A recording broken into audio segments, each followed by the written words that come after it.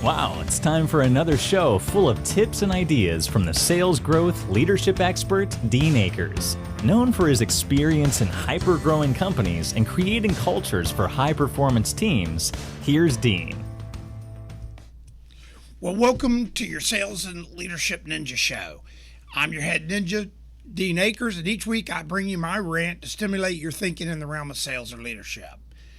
This week I'm going to kind of hit back on something as both a reflection for me personally, and then I hope this impacts you.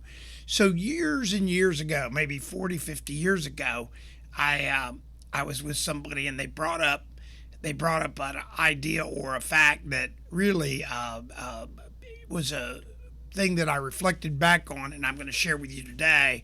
And it was an overview of my business and personal career, and the biggest impact from my successes and challenges have both been controlled and can be found in the accountability with this situation or this person. So what does that mean? My biggest impacts for myself in my career and personal life, and my challenges in my career and personal life, have all been controlled more times than not by the man in the mirror, which is me. And so years ago, I got this thing called the $5 solution. And by the way, if you want it, just reach out at help@adjunctceo.com, and I will mail one of these to you. And what it is, it's a mirror. And I give these to people and they go, wow, what is that? Oh, a $5 solution. They open it up. And the minute they open it up, they see their face in it and they start laughing. Now, it's kind of a play to have this, but what it is, it's a reminder of true accountability. The true accountability is the person in the mirror. In sales, I've shared with you on previous shows that I've had a question that really kind of ferrets that out. And if all the prices were the same, would they choose me? And what it does is it really breaks through the true motivations and really kind of shows you where the customer's head is and stuff. So at the end of the day, it always seems to come back to the you factor and the man in the mirror. Now, we'll blame other things. We'll say the competitors were doing this or that or whatever. Or we'll say your manager's not fair and stuff like that. And while there's a certain amount of that going on, I've found that when I am accountable to the person in the mirror, it tends to play better and more accurate than anything I do. So with that, there's a couple things I want to share with you today, and things that have helped me that I reflect back on, and when I go back to this, it really makes a difference. One of the biggest challenges for all of us is communication. And today we do everything we can to kind of crash that. And I say this candidly and kindly. So I work with people all the time, and they talk about communication between their boss or their teams or whatever. And so then I go back and we start doing a kind of an analysis on it. And in today's world, one of the biggest communication tools is email. And I can't tell you how many emails have been catastrophic and taken out of context in good and bad ways. Texting. So what I found is that learning good communication skills, whether it's in writing or whatever, when you put emotion in writing, it could be interpreted by however the other person takes it.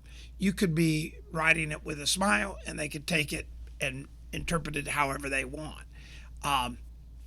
Doing something in person, doing a video to them or whatever can have much more impact. So how have I taken all this stuff and taken this man in the mirror or the $5 process, and what's helped me?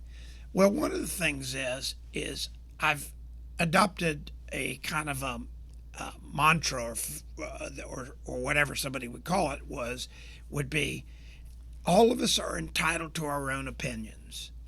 None of us are entitled to our own facts. Now, what that means is so many times I hear opinions. Oh, you can't believe this guy, that guy, this customer's this. But when we deep dive the facts, we find all kinds of holes in the facts, whether it's we've done our job of calling on the customer, whether we knew our depth, whether it was an employee where we really sat down with them and listened. And what and we shared with them the facts and really got them to own the facts. And so what happens is when we start not following facts, it creates this vertigo. And if you're a pilot, vertigo will kill you. So I want you to take home and think about everyone is entitled to their own opinion, but none of us are entitled to our own facts. So what we find is, or what I find is that it's important to go back and look at your communication, build your facts out, and then use fact-based process, tracking things that can create a smile or create something in somebody's life. For instance, when I had a company, I would write all my team members' birthday notes, anniversary notes, and generally would note 2 or 3 things personal and write a handwritten motivational note to them and send it to their house handwritten. Huge difference. The amount of comments I got out of that from people. I've told the story about one of my folks that I did that with and got invited into their house a year later. I wrote notes all the time, but I went to their house in one of our other cities, and I walked in their house and they had one of my handwritten notes in a frame on their coffee table. Epic type of stuff of how important that is with communication. So I work, and what I want you to do today is look in the mirror and ask yourself if you're basing things on facts, whether you're in sales, leadership, and how you put your facts together to measure. Then I want you to look at process. Processes are the 3 circles of sales. Done that. We've talked about it. You can go back to some of our shows. It's very mathematically driven. If you're a leader, how often are you blind? And blind means without people knowing that their answers are being tied to them directly. Survey their teams. If you want to get a copy of that, just reach me at help@adjunctceo.com and I'll send you that. That's very easy to do. How many books a year do you read? Self-help books. Any kind of books that can help you grow. I try to read a minimum of 2 a month. That would be 24 books a year. And then obviously I listen to a lot of audio stuff, podcasts. And by the way, if you're listening today, this counts. It's a podcast, and we really appreciate everybody that tunes in. Again, we get thousands of downloads all over the world. And thank you, thank you, thank you. And hopefully, my mission is this helps you. Then handwritten notes. I still teach all my ninjas handwritten notes. So I try to write 40 to 50 a week. And there's lots of reasons I can write them. I have people's birthdays. I'm an older gentleman, so I've had a chance to build a big database of events in people's lives and stuff. And I continue to try to make those specials. Then special touches. I'll send books to people. I'll send photographs that I see. I'll have them processed and put in a frame and send them. Anything that I can do to make somebody smile. And these are all genuine caring for others. And the reason is, I by the way, track this. So it's not that I just arbitrarily do it and one day wake up and go, how am I doing with this? I actually know how many notes I sent. I actually know how many books I read. I actually know how many books I sent. I track this because that way I keep back to the facts. And when I fall off the wagon, if you will, and it drops, I see a change in my results, both personally and in business. So this week, I want you to self-assess. See what you're doing. See what you're doing to make yourself a better person. And I really want you to take time and look at all those things I've shared with you. Look at the facts.